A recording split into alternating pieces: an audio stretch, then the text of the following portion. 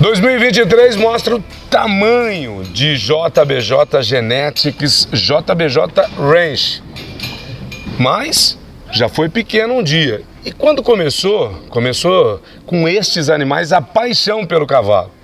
Para ser sincero, a JBJ já nasceu grande, fruto da história que começou na década de 50, que a gente contou no ano passado aqui, que foi a construção de Brasília e o quanto o Zé Mineiro construiu o legado e o império dele, mas ninguém sabe a dificuldade que foi. Nós tivemos aquela oportunidade.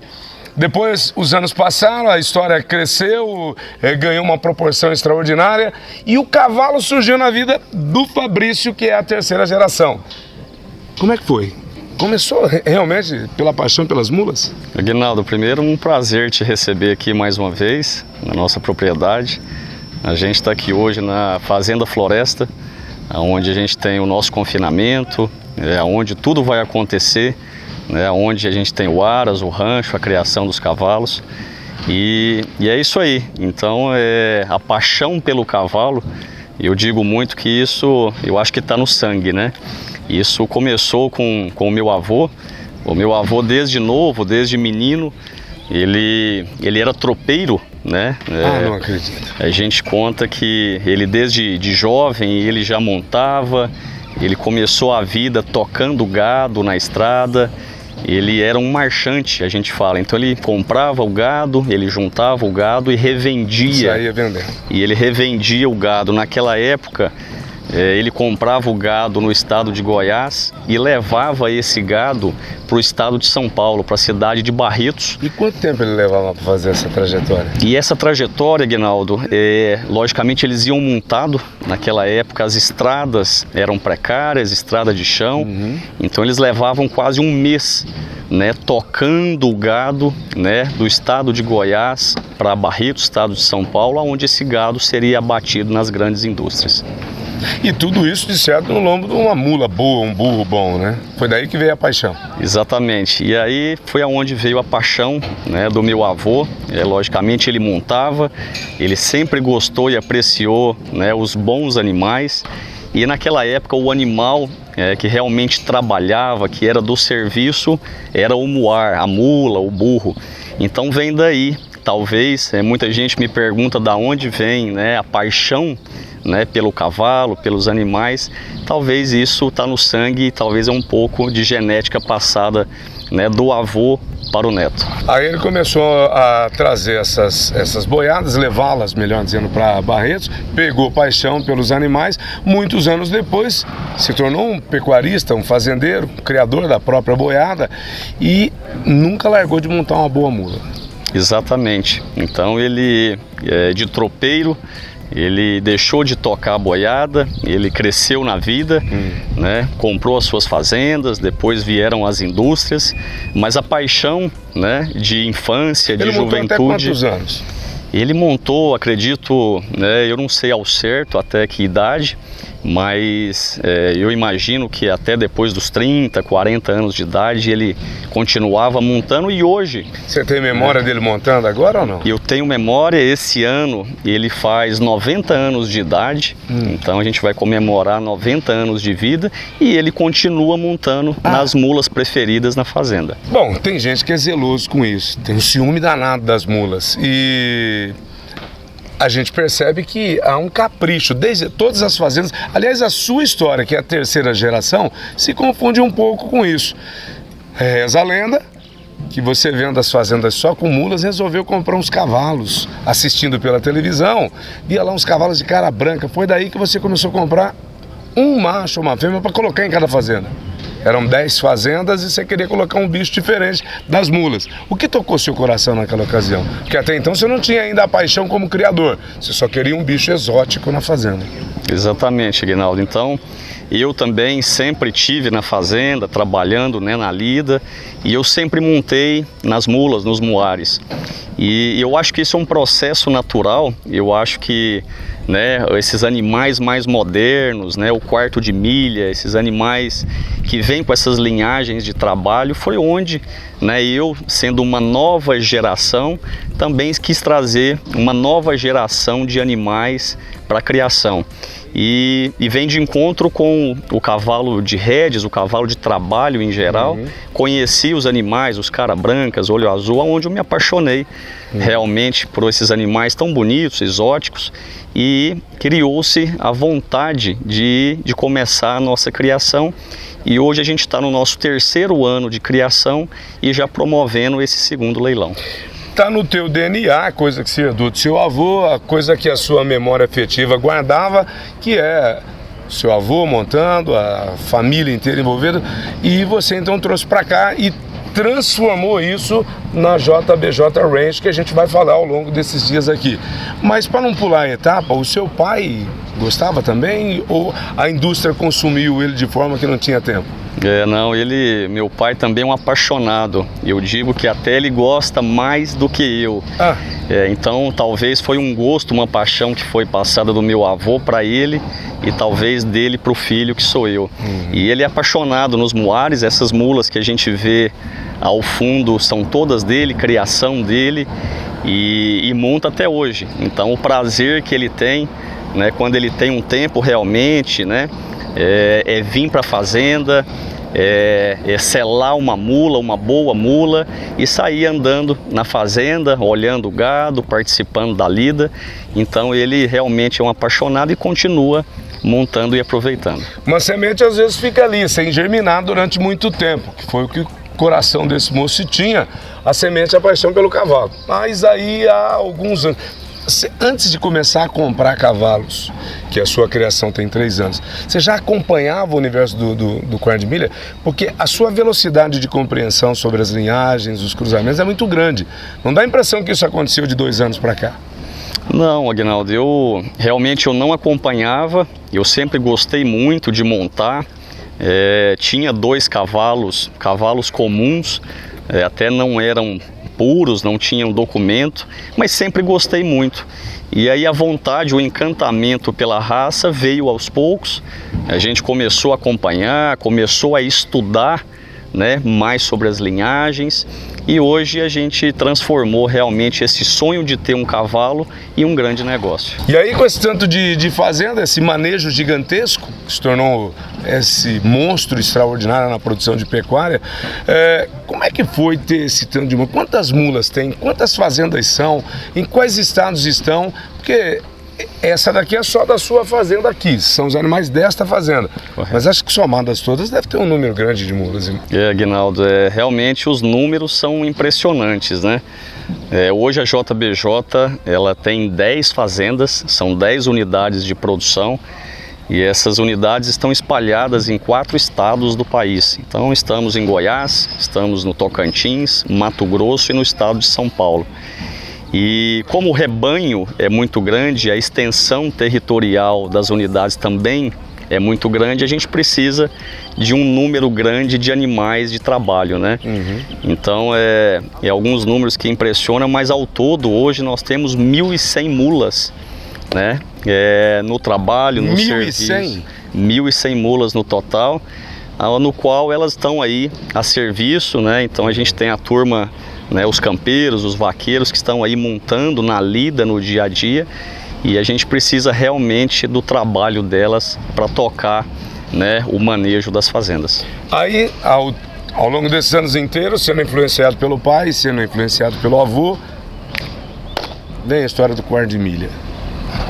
Brotou da onde? Da onde que saiu isso? Exatamente, e o quarto de milha, eu acho que a gente falou um pouquinho, isso é a evolução desse gosto pela tropa. Então, querendo mula boa, querendo mula ágil, querendo mula versátil, vou pular pro quarto de milha? Exato, e aí veio a ideia de vir pro quarto de milha. E a gente fala muito do quarto de milha de trabalho, e a gente não poderia ter outra linhagem na nossa criação a não ser o trabalho, porque nós viemos do trabalho. Então todo mundo pergunta e a explicação é sempre essa: eu não poderia criar outro animal a não ser aquele animal que sabe trabalhar. Então a gente está focado, né, na criação do quarto de milha, da linhagem de trabalho. E eu tenho certeza que esse ano, no nosso 2º leilão JBJ Ranch Amigos, a gente vai estar apresentando o que há de melhor, não só no Brasil, mas no mundo. Nós viemos aqui para mostrar tudo. Nós vamos mostrar confinamento, nós vamos mostrar a parte da pecuária, que é extraordinário, o mundo inteiro olha para isso que é produzido aqui, a maneira com que é feito, o capricho com que é feito. Mas a gente vai falar muito mais especificamente sobre o cavalo, a formação, as inovações que nós tivemos aqui, as construções que de um ano para o outro a coisa dobrou de tamanho, ou muito mais que isso. Mas antes eu ainda queria dizer, quando você viu direito a tropa de mula que ele tinha, e eles vêm com capricho, o seu cavalo 40 de milha, seu avô, o que seu avô fala do cavalo 40 de milha? Ele está realmente encantado, Aguinaldo. Ele esteve presente o ano passado no nosso primeiro leilão, acompanhou do início ao fim todo o leilão, e ele fala muito que, né, ele gosta de coisa boa, né, independente se é a mula, se é o cavalo 40 de milha, ele aprecia um bom animal. Então ele tem acompanhado, sim. De vez em quando ele vem aqui, a gente passa, né, algumas horas junto, ele gosta de ver a tropa, a criação, e o que a gente preza muito é sempre o capricho, né? Então a gente tem caprichado bastante, né, na criação, nas instalações que a gente está construindo, então ele fica realmente muito encantado, né, com essa nova fase. Bom, nós vamos andar aqui por essa fazenda, cada palmo desse canto aqui a gente vai mostrar para você do capricho, do caráter e da educação da tropa. Você vai ver como é que vai ser montado este aras ao longo do tempo da competição e tudo mais. Tem muita novidade do leilão, deve ser o maior leilão do ano. A gente, como o leilão ainda, o ano não acabou, está longe disso, a gente não pode afirmar, mas tudo caminha para ser um dos acontecimentos da história do cavalo 40 de milha. Você está preparado para isso? Estou preparado, Aguinaldo. A gente tem preparado esse leilão já faz algum tempo e a gente tem, né, escolhido realmente aqueles animais que fazem diferença dentro do universo do 40 de milha, né? A gente tem trabalhado junto aí com os assessores, né, e principalmente com os convidados. Eu acho que o leilão ele não é feito somente do cavalo, ele é feito de pessoas. Então eu acho que isso é um grande conjunto, né, que no final do dia vai dar tudo certo. Nós estamos num lugar muito especial nessa manhã que antecede o leilão. E eu fiquei sabendo que o Zé Mineiro, quando começou com as tropas levando, comprando boi e levando para Barretos. Uma história igual a tantas do século passado que ajudaram a construir a nação.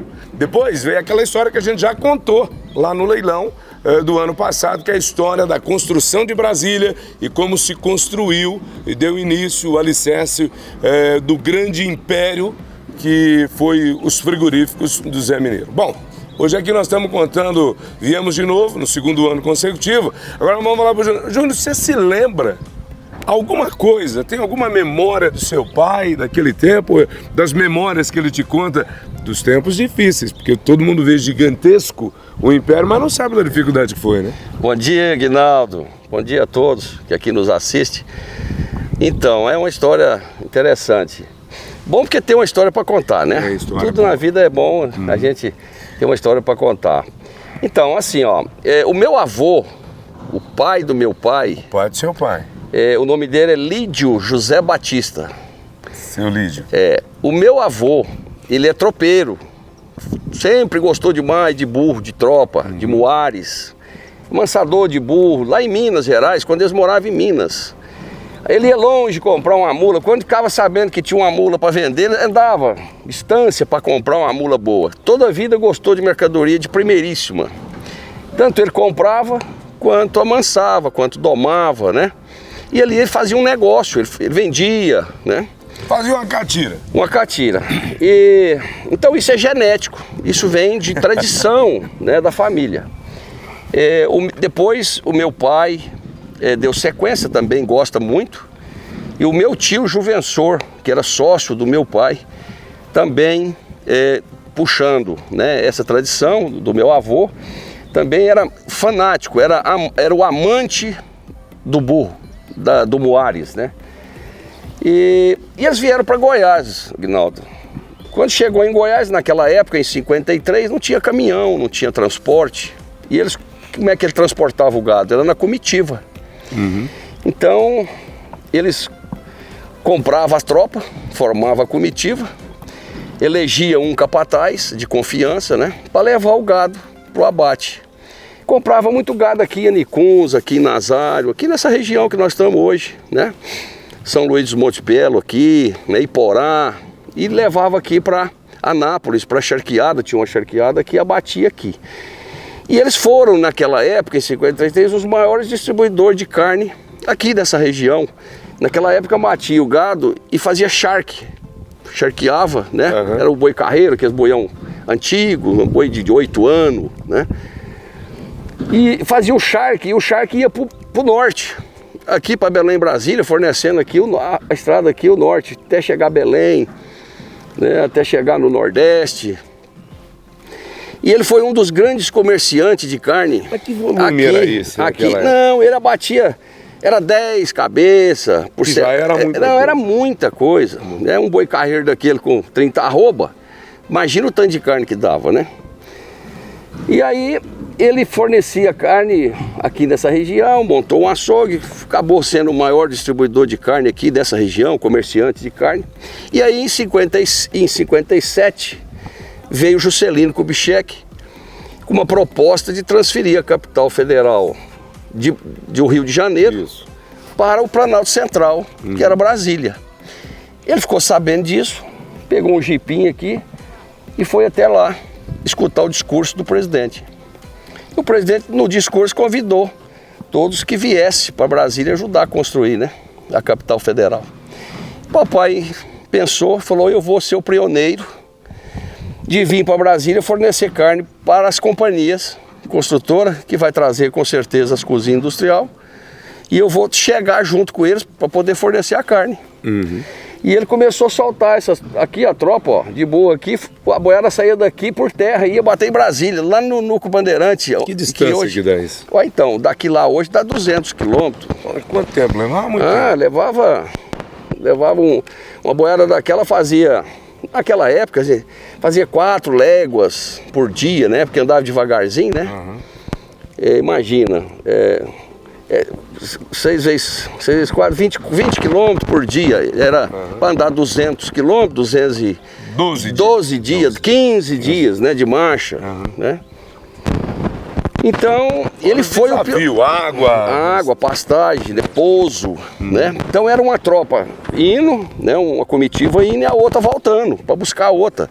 E ele fez essa logística muito tempo e foi sendo uma pessoa de confiança, a pessoa foi pegando confiança nele, foi gostando das mercadorias, né? E ele toda a vida trabalhou, não só nos muares de primeiríssima, como na equipe de primeiríssima, as pessoas muito boas também para trabalhar com ele, e também a mercadoria que ele vendia, toda a vida mexeu com mercadoria boa demais. O grande sucesso que eu sempre falo, que as pessoas me perguntam, sempre foi a escolha que nós fizemos, né, de trabalhar com pessoas corretas, comprometidas, pessoas boas, né, formar talentos, formar pessoas, mexer com mercadoria boa, né, e a escolha que foi aquela grande oportunidade que nós tivemos, né, que foi Brasília, na construção de Brasília, no começo da vida dele, né. E esses bichos estão formados aqui, faz parte da raiz dessa história. Essa é a raiz, aqui é a base, ó. Sem esses animais aqui, para você ter uma ideia, isso não toca fazenda, você não consegue, né, fazer nada no agronegócio do ponto de vista de pecuária. Naquele tempo o Zé Mineiro tinha quantas mulas? Ah não, naquele tempo... Porque hoje tem 1.100, é um negócio escandaloso de ouvir. Mas naquela época tinha 40, 30, né? Já era gigante. Já era muito, muito grande, né? Porque uma comitiva naquela época, ele fazia cada comitiva, ele usava aí 6, 7 animal. A regra é para cada 1.100 boi é 11 peão, né? Então, hoje, se você for soltar uma boiada na estrada, eu já fui capataz. Eu já fui. Não. Você também foi? Eu já fui. Eu toquei boi na estrada, montado de burro, lá em Formosa, quando eu tinha meus 14, 15 anos de idade. Você pegou essa história também? Tudo. Eu dormi em comitiva, eu toquei boi na estrada, 20 dias de marcha. O que era mais difícil fazer? calor, o sofrimento, a montaria, a comida. Nada era difícil, porque a gente amava fazer isso. Nada era difícil quando você está fazendo aquilo que você gosta, que você é apaixonado, né? E eu sou apaixonado no agronegócio do lado da pecuária, né? Que é o negócio nosso, que é o bovino, né? É os muares, é os animais. E eu adorava, eu gostava demais. Nós andava 25 dias, 20 dias.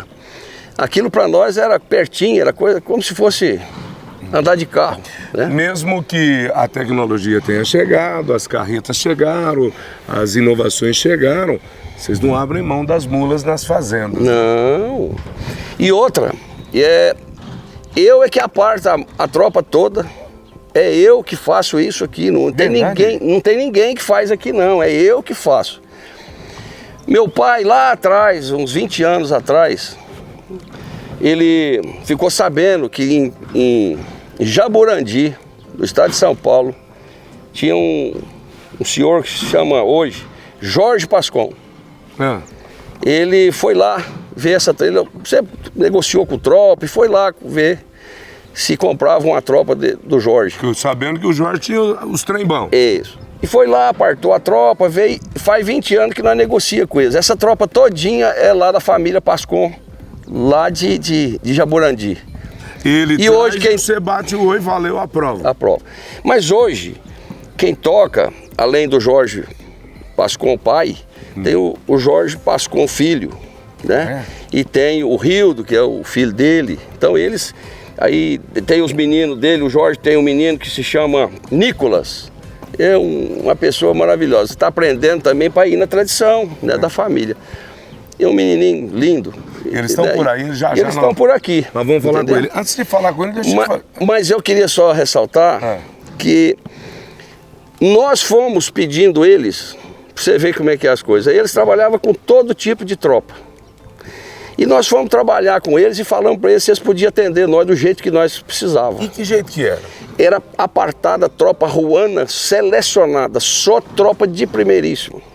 E ele se dispôs a fazer isso, está aí hoje, o maior fornecedor de tropa nosso hoje, o maior fornecedor de tropa do Brasil, né? E essas mulas, tudo aí, ó, essa tropa todinha aqui, ó, veio lá de Jaborandi, ó, tudo apartado a eles. Quando eu não vou apartar, eles apartam, mandam no vídeo para mim. Todas as fazendas? Todas as fazendas, as 10 unidades, as 11 hoje, né, porque meu pai tem a dele também, que são fornecedor dele. Todas as unidades nossas do grupo trabalham com muares desse jeito aqui, ó. Reza a lenda que o Zé Mineiro, ele, depois que consolidou o processo em Brasília, ele fez, eu estava escutando o povo aqui, o povo me contando, porque eu estou chegando agora no grupo, né? Aí eles disseram o seguinte, que Brasília é maravilhosa, está fazendo uma transformação no país, no Planalto Central, mas eu vou para São Paulo, porque é lá que tem gente. A visão empresarial dele era grande, esse tamanho. Se você fosse comparar a geração dele, a sua geração e essa geração atual do Fabrício, quem que nasceu mais pronto? Ele, que enxergou tudo isso, né? Eu vejo que ele é um visionário. O papai sempre foi um visionário, um homem de muita visão, muito disciplinado. Porque não basta você ter só visão, você também tem que ter coragem, né? Você tem que ser ousado, né? Você tem que ser o primeiro, né? Eu sempre tenho dito que na vida da gente, a gente fica competindo. Né? A vida da gente é competindo o tempo inteiro. Então eu sempre tenho dito, seja o primeiro, porque o segundo é o primeiro dos perdedores. Seja o primeiro, não adianta ser segundo. Né? Então, eu acho assim, eu sempre tenho falado para todos, escolhe o certo, e se for fazer, faz bem feito, né? Não faz mal feito não, faz bem feito, porque tudo feito com capricho, ele dá resultado, né? No mínimo, ele empata, ele não perde.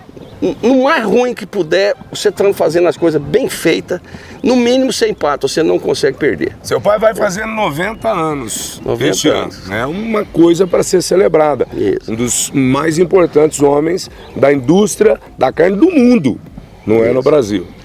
Eu vi na abertura do leilão passado que o Fabrício foi muito generoso, falou, traga meu pai. E quando vinha trazendo o pai dele, do Fabrício, que é você, traga o Zé Mineiro. Então, assim, há uma devoção, há um respeito natural para um homem que vai fazer 90 anos. E então eu queria que você deixasse um recado para ele e para as novas gerações que estão aí e que as famílias às vezes não andam juntas, né? Mas o papai está aqui, ele vai estar no leilão, nesse evento, esse final de semana, Aguinaldo. E vai estar ele, vai estar a mamãe, vai estar meus irmãos, né? Nós somos uma família extremamente unidas. A base nossa é a família. Eu sempre digo isso. Nós somos uma família muito unida, muito carinhoso um com o outro, né? E o papai, ele imagina que orgulho dele, né? Chegar numa idade dessa, vendo tudo isso, presenciando, né? Participando de tudo isso, né? E a gente ter ele junto, né? Exatamente. Sempre junto, fazendo Saudável, a primeira, a com segunda e a raciocínio, terceira geração, né? A quarta geração junto. Isso é um orgulho muito grande, né? De nós representarmos o Brasil no mundo inteiro, né? No agro, né? Na pecuária, né? Na proteína animal, né? E hoje levar o nome do Brasil e levar o nome dos produtos brasileiros para o mundo inteiro, né? E poder, sobretudo, mostrar, né? Tudo isso que a gente faz, incentivar as pessoas a fazer o certo, né? A ser caprichoso, né? A trabalhar com mercadoria de primeiríssima, né? Porque isso tudo vale quando você busca um cliente fora no exterior. Isso é a credibilidade, porque crédito vem da palavra acreditar, né? E é o que nós temos feito a vida inteira. Então o que eu quero dizer é o seguinte, nós temos muito orgulho de ter o papai com nós hoje, fazendo 90 anos esse ano, saudável, né, junto, lúcido, sobretudo, de tudo que está acontecendo, né? Lúcido. E participando, né, de tudo isso, né, que nós temos hoje, que nós fizemos, vendo que todo o legado dele, aquilo que ele sonhou, tudo aquilo que ele almejou, né, visionário, né, deu certo, né, junto com toda a família, né, a família representando quantas famílias, né, nós damos oportunidade, quantas pessoas trabalham hoje no Brasil e no mundo inteiro, né, neste negócio, né? Exatamente. Então a gente se sente muito orgulhoso. O que eu quero dizer é só gratidão. O que eu tenho na minha vida é só gratidão e continuar passando isso, né, para as novas gerações, né? Sucessão natural. Na sucessão natural, é isso. Antes de falar com o Jorge aqui dos animais, que eu tô vendo que ele tá traiado ali, o menino tá com a fivela de campeão. Reza a lenda que a mãe, Dona Flora, veio na fazenda. Mostrar na fazenda lenda, tudo, e boi pra tudo quanto é lado, riqueza, confinamento, e ela, não tem uma galinha, não tem um porco? Como é que vocês estão? Isso daqui não é fazenda, não. Isso. Aí deu um puxão de orelha, vocês criaram a fazendinha para ela? A fazendinha. Hoje nós temos suíno, nós temos leite das vaquinhas caracu, nós temos peixe, nós temos as hortas, nós temos... Aqui a gente tem aqui uma hortinha que tem a pimenta, que tem o cheiro verde, né? Que ela adora ver a horta, tem o limão, né? Tem o doce de leite, tem o requeijão, tem o queijo, né? Tem o carneiro, né? Você fez uma fazendinha então, dentro da fazenda? Dentro da fazenda. Só para atender? Só para consumo nosso, da família e dos amigos, e dar de presente, né? Que é quem a gente recebe. E ela ama vir para a fazenda, mas nessas condições. Nessa fazendinha? Nessa condição, é verdade. Bom, vamos falar de mula? Traz o homem aqui, ele. Ô Jorge Pascon, chega aqui, você com o Nicolas. Vai ficar aqui no nosso meio aqui, que daí dá para todo mundo conversar. Vem representar aqui a família Pascon. Deus te abençoe, meu querido. Obrigado. Nicolas. Jorge. Bem-vindo. Pode aqui. Bom, e essa história? Muitos anos e você que é o olho clínico que vem ajudando ele na escolha dos animais. Queria agradecer muito o seu Zé, o Júnior, o Fabrício, porque hoje, se nós... É o que é a gente hoje, a família Pascon, graças a esses homens.